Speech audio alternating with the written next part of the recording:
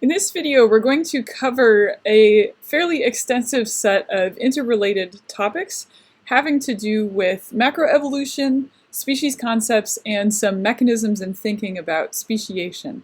So this is a rather extended video, and I've divided it up into 4 different major pieces. So first we're going to explore macroevolutionary theory and mass extinctions. Then we'll talk about the biological species concept along with paths and mechanisms for speciation. Then we're going to talk about mechanisms of reproductive isolation, and then we're going to conclude by revisiting a question about what a species really is, and talking about some alternative species concepts. So without further ado, let's dive in.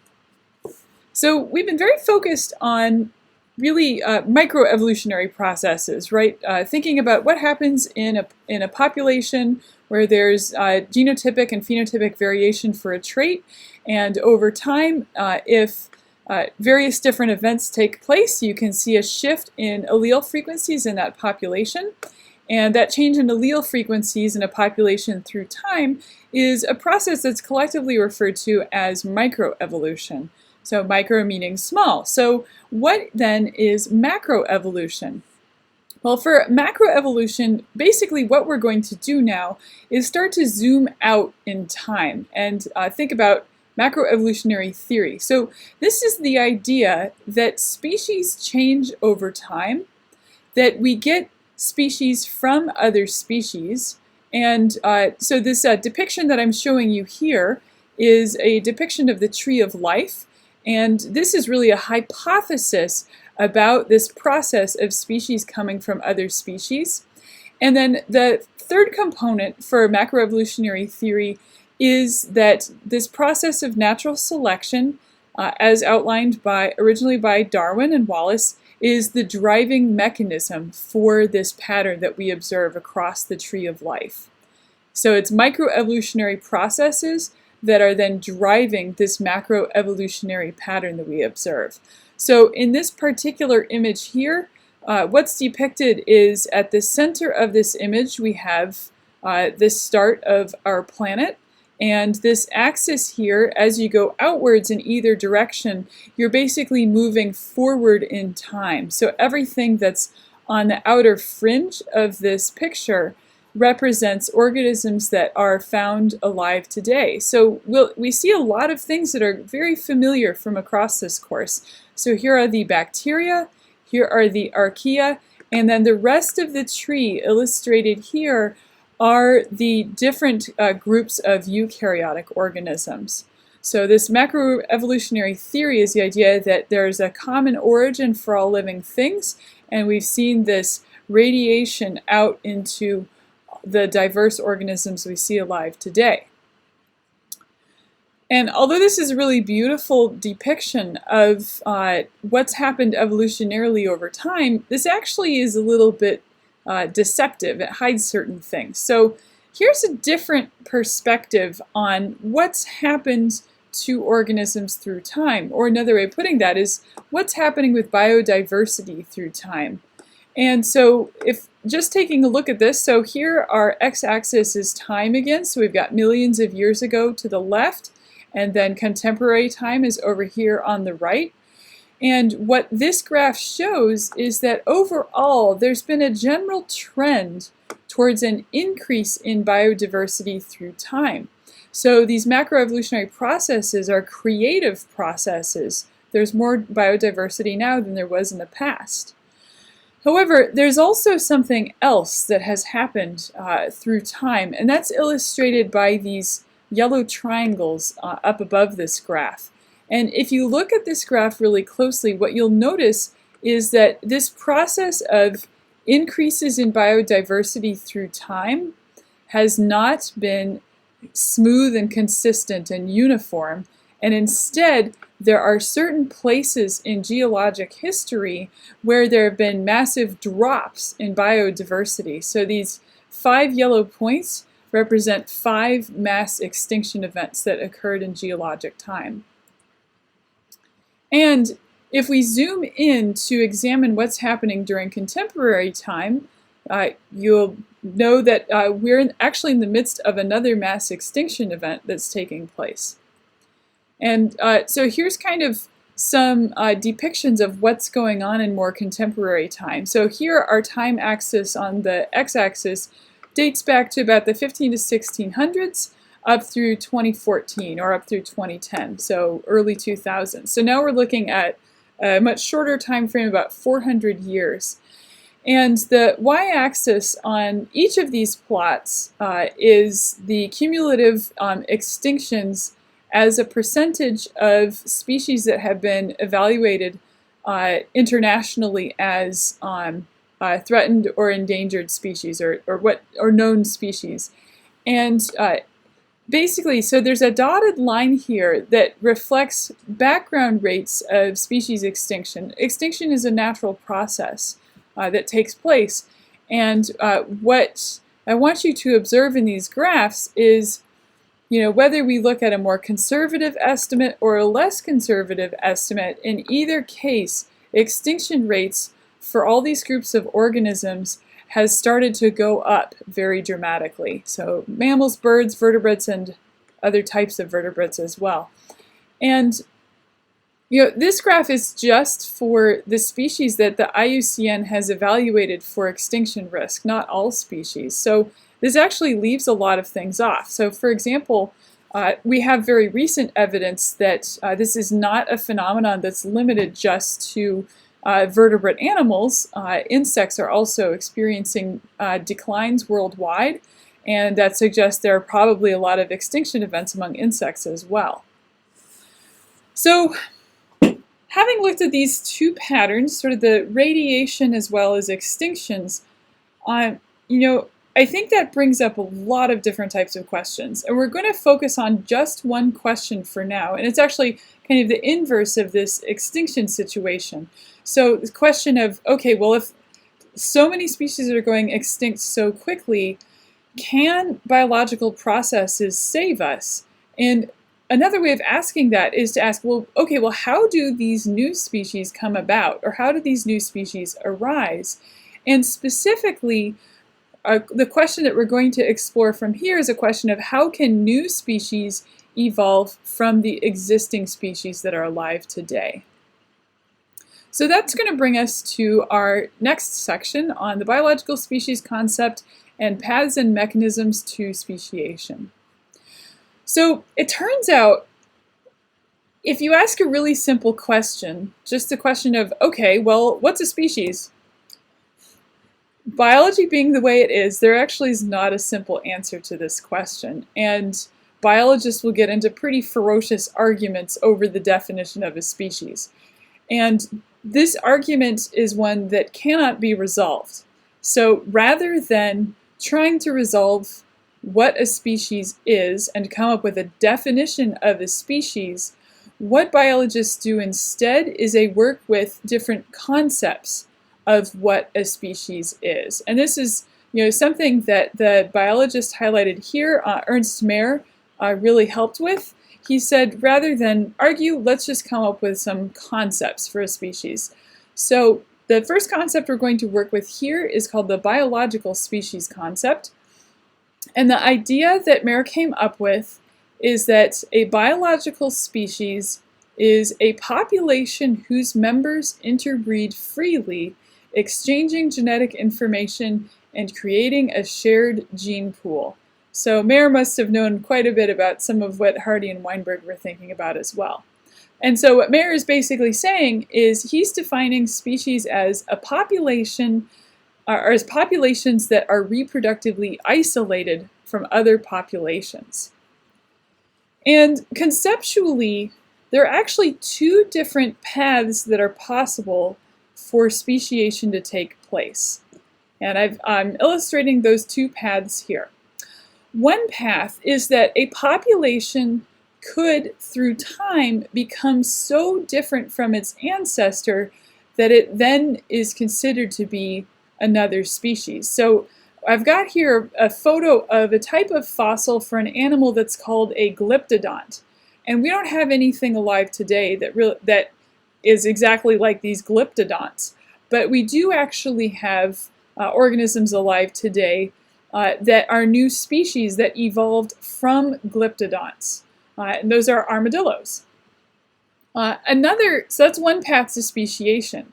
Another path to speciation is it's possible that there could be two co-occurring populations that become so different from each other that they then become considered to be different species.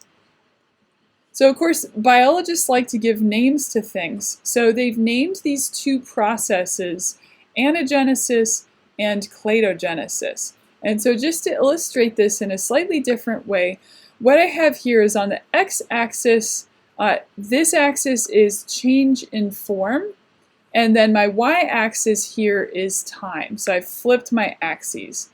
So on the left-hand side, with the butterflies that are illustrated here, there's a change in form through time, such that the final butterfly is different from this initial butterfly. We consider these to be two different species.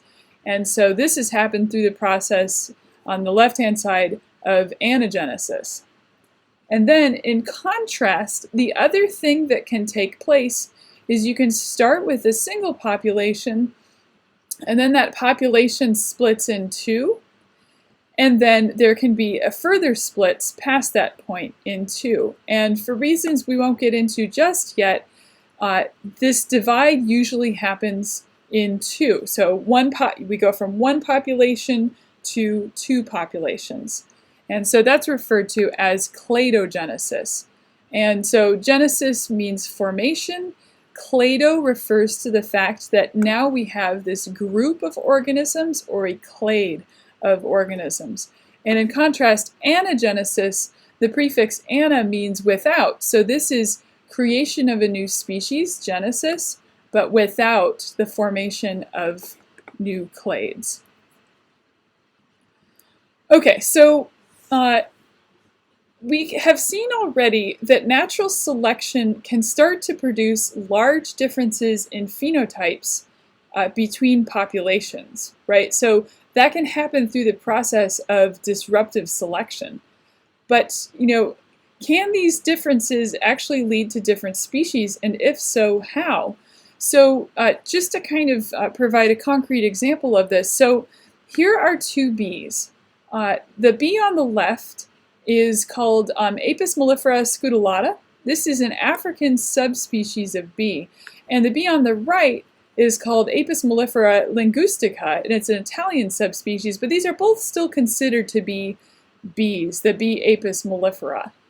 So, how can we go from distinct populations to new species? So how can speciation happen?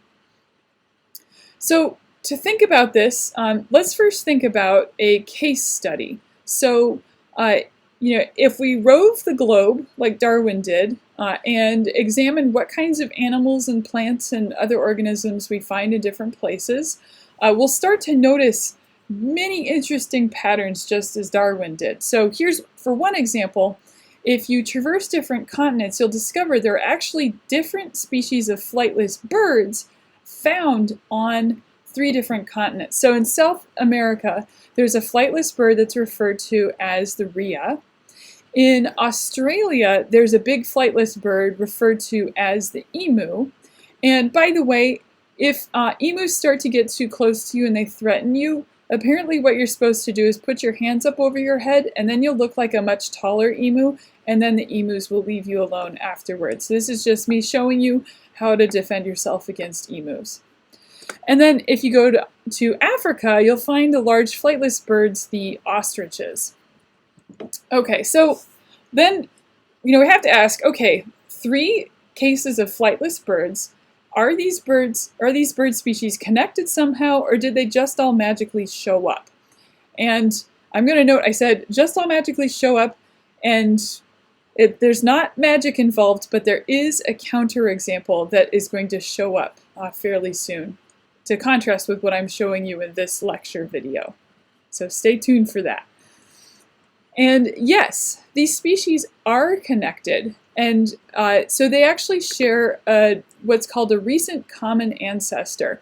So on this graph that I'm showing you here, now time is back on the x-axis, And as we go from left to right, we're going from older to younger. So here's that South American rhea. Here's that ostrich from Africa. Here are a couple of flightless bird species found in Australia and New Guinea, the emu and the cassowary, which are really the coolest flightless birds. There's some in New Zealand, both the kiwi and the moa in New Zealand. So these are connected. They share a common ancestor. So what happened? Well, what happened is, as best we can figure, these species diverged from each other when the continents separated from each other. So when we went from a single continent, Pangea, to multiple continents today through continental drift. So that gives us a hypothesis for how we could wind up getting new species. What could happen is populations might become physically separated. When they're physically separated, then there's room for genetic divergence as those populations live in different habitats and reproduce over time, until those populations reach a point where they're no longer likely to interbreed if they overlap with each other. So I've kind of illustrated this here with a cute little fruit fly example. Let's say there's some fruit flies that normally they find each other and they mate on bananas. Something happens where a new fruit fly population winds up in a new environment, and let's say that now they're in an environment where the sand is a different color, so they start to mate with other individuals in that new habitat and start to diverge, so now they correspond with the background color of the habitat that they're in.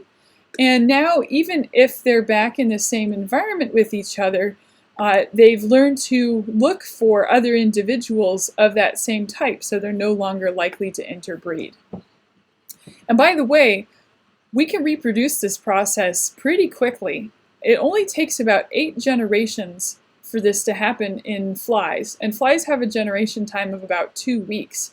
So we can pretty quickly go from a single population to physically separating those populations to then 2 populations that won't interbreed anymore with each other.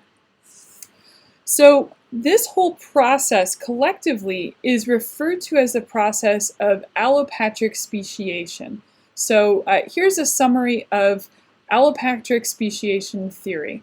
The idea is there are an ancestral species that splits into 2 geographically isolated groups. In those 2 isolated populations, genetic changes accumulate, and then those cumulative genetic differences prevent reintroduced populations from breeding together, and now we have 2 descendant species that have evolved from a single ancestral species. And we can test this idea by looking at all kinds of organisms in all kinds of environments. And island species wind up being a really interesting way to test this idea of allopatry. So I'm going to show you an example from a species group of organisms. So it's this group of organisms that are referred to as the picture-winged fruit flies, and they're found in Hawaii. And they're called picture-winged flies because their wings have these little markings in them. And most of the wing is transparent, but then like a window, but then you've got these little markings that are kind of like little pictures in the window. Okay, so again, we're coming at this with the hypothesis that geographic isolation has contributed to speciation in these flies. And if this is true, then here are some of our predictions. We would expect that there will be different species found on different islands among the Hawaiian island chain. We would also expect that more closely related species should be found on neighboring islands next to each other. And in general, we would expect to find younger species on islands that formed more recently through geological time. And to help make sense of that, it's helpful to know that the Hawaiian Islands formed as a result of a geological hotspot causing upliftings in the Earth's crust. And so the islands are also often referred to as being a set of conveyor belt islands. So they are in order from oldest to youngest as you move across the islands. So here's our predictions based on allopatric speciation. And this is exactly what is found. Overall, here's the oldest island, oldest Hawaiian island. Here's the youngest Hawaiian island. And across those islands, biologists have estimated that there have been at least 45 what are called founder events that have contributed to speciation across these islands. And so these big arrows here indicate how many times we think that flies moved from one island to another and that a speciation event resulted. And so you'll notice that closer islands have seen more exchanges of individuals, so contributing more to speciation events. So islands that are closer together have seen more exchanges of individuals contributing to more speciation events. And then islands that are further away, that hasn't happened as frequently. And when we look, we also do find that the oldest species are associated with the oldest island, and the youngest species are associated with the youngest island. Okay, but let's dive in a little bit more to how these founder events happen. And this is actually going to take us back a little bit to the Hardy-Weinberg equilibrium and population genetics. So we've got those 5 assumptions for the Hardy-Weinberg equilibrium, and one of those has to do with population size. And that particular one, the null assumption is large population size.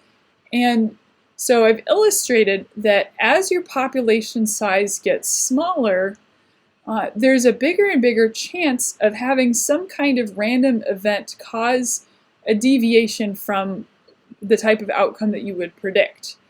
And we refer to this process in a small population as a process of genetic drift. So genetic drift is basically defined as there being unpredictable fluctuations in allele frequencies from one generation to the next as a result of random things happening in a small population. And so what tends to happen during a founder event due to genetic drift is there's a reduction in genetic variation through the loss of rare alleles. So I've illustrated this with a little set of cartoons here in a plant population, flower population. So in this plant population, let's say that only 5 plants leave offspring.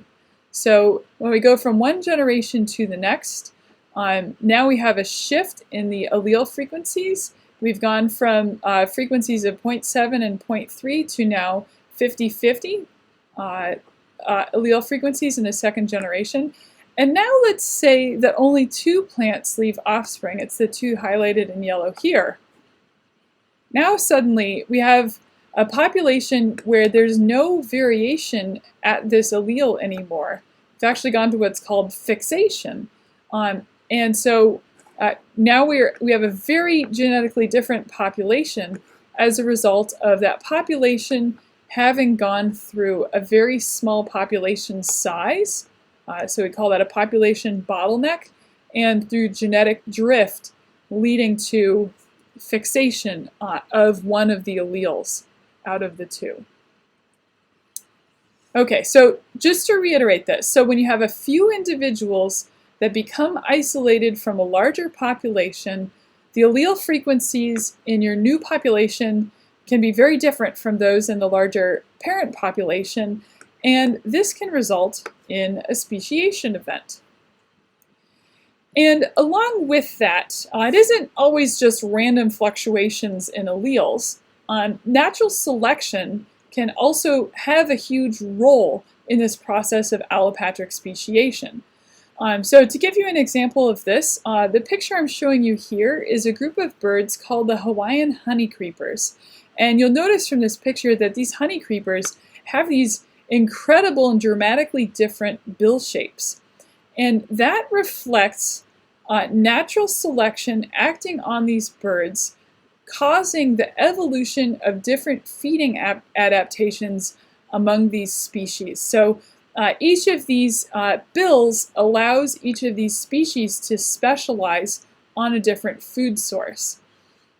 So, this is an example of adaptations in this group of honey creepers. So these characteristics that have changed in response to the environment in some fashion as a result of natural selection, those traits are then referred to as adaptations.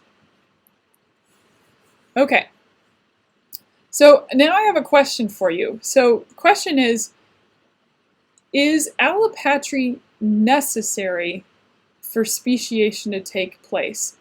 Or, alternatively, is it possible for speciation to occur without allopatry as a prerequisite or requirement?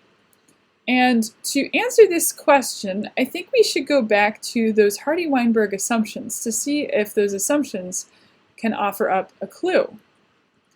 So here's our 5 assumptions for the Hardy-Weinberg equilibrium. And with allopatric speciation, we've seen that a combination of a small population size, migration, that founder effect, and natural selection can lead to speciation. We haven't so much talked about this one, random mating, or the opposite of random mating, assortative mating.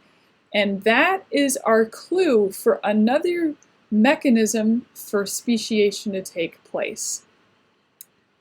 So to give you an example of this, we're going to talk about another type of fruit fly called the Regalides fruit fly that is a fly species that has experienced disruptive selection due to assortative mating. So here's how this works. So these Regalides fruit flies historically laid their eggs on hawthorn fruit. So that's this bright red fruit right here. In the Americas, in the mid-1800s, people started to plant apple orchards everywhere. And apples are also these very bright red fruits. So when that happened, these Regalides fruit flies, some of them would then lay their eggs on hawthorn, as they'd always done, but others would make a mistake and started laying eggs on apples. And these flies actually mate as soon as they emerge from the fruit as an adult. They use the tree as a cue that it's time to mate. So flies that were on hawthorns would mate with other flies on hawthorns, and flies that tended to make the mistake of laying eggs on apples would also mate with other flies that made that same mistake of laying their eggs on apples. So what this means is you can have these 2 populations of flies. You could plant apple trees next to hawthorn trees, and the apple maggot flies will only reproduce on apples, and the hawthorn flies are only going to reproduce on hawthorns. So now you've got 2 species, so now you've got 2 populations that are reproductively isolated from each other, and so yes, you can have speciation. So when this takes place, and there is not a geographic barrier, so this is not allopatric, instead this process is referred to as sympatric speciation. And sim means same, so in the same geographic location.